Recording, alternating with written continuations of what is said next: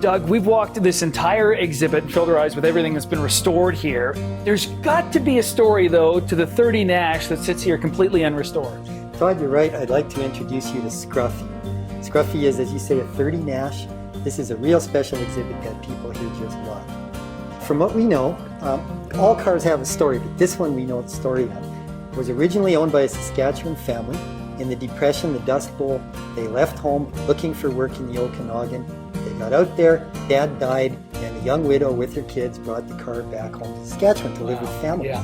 But on the way there, the car broke down. The undercarriage broke, and they found a friendly farmer in the Balzac area just north of Calgary, and he towed it up to their farm. He put it in a barn, and they decided, well, we'll come back for it someday. Wow. They never did.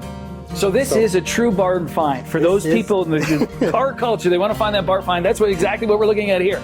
And people look at this and they say, oh, that's a beat up old car. This is actually in beautiful condition. It is. It really is. For a restoration because it spent its life in a barn. Well, what's interesting, you look at some of the parts that they've fixed over time, like the front fender on this vehicle, just has such character to it. What happened, you're right, it's been repaired 9 times. Wow. All of them badly. Yeah. And people didn't have money to go to a body shop or something. You fixed it yourself. Anyway, in the early 1980s, this car was found by a fellow named Brian McKay from out on Vancouver Island. Okay. He had another 1930 Nash he wanted a parts car. Oh, see. Yeah. So he traced this to the barn, got up there. The owner said, or the farmer said, you know, you're lucky to find this car because in 1952, all the farmers around here had a demolition derby. We smashed up all the old vehicles and scrapped them. Wow. We got this one all the way to the track and the stupid thing wouldn't start.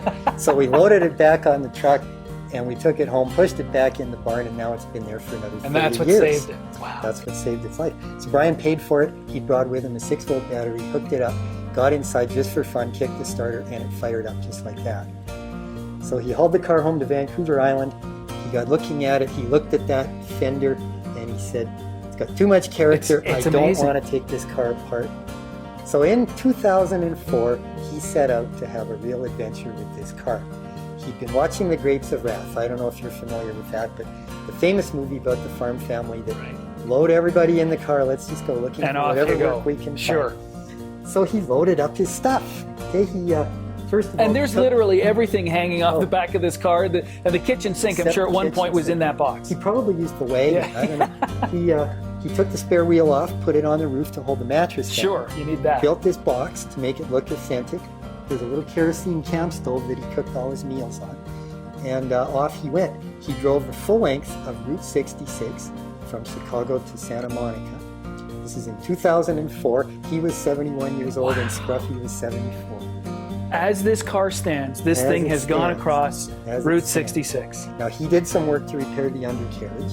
He put in a new engine. It is a Nash engine of that vintage, but it's not the one original to the car. He had a real adventure on this trip. And I heard the wooden spokes made, of course, back in the 30s. A lot of wooden spokes, and these they dry out as soon as you hit a desert climate. He drove right into the Colorado River and just let the water seep in and expand the spokes again. And away he went. And away he went, which is what people would have done. What a story. So a vehicle, this hasn't been forgotten to be restored. As a matter of fact, you're not allowed to restore it. We're not allowed to. Brian passed away 2 years ago and left it to us on the condition that we will never fix it up. People love it like this. They'll walk right by the other cars, sometimes come straight to this one. Oh, there's an old one. Well, actually, this is one of our newest ones.